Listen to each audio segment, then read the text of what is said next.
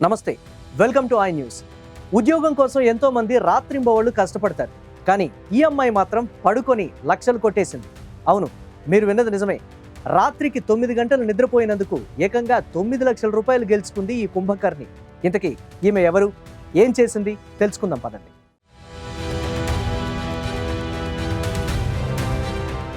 అది పూణే నగరం. అక్కడ పూజా మాధవ్ వలాల్ అనే ఒక అమ్మాయి యూపీఎస్సీ పరీక్షలకు ప్రిపేర్ అవుతుంది.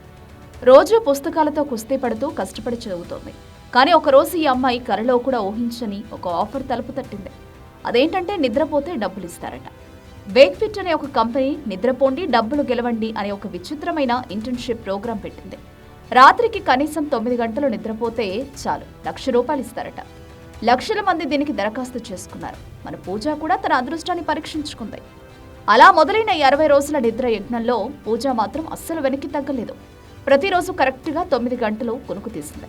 వాళ్ళిచ్చిన స్లీప్ ట్రాకర్తో ఆమె నిద్ర క్వాలిటీని కూడా గమనించారు. ఏదో తిన్నగా పడుకుంటే సరిపోదు, మంచిగా నిద్రపోవాలి కూడా.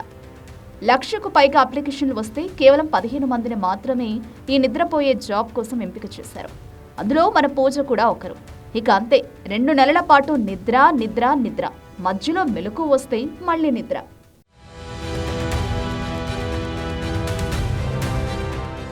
చివరికి రిజల్ట్స్ వచ్చాయి. అందరికంటే ఎక్కువసేపు మంచిగా నిద్రపోయినందుకు మన పూజ వవాల్ sleep champion of the year అయిపోయింది.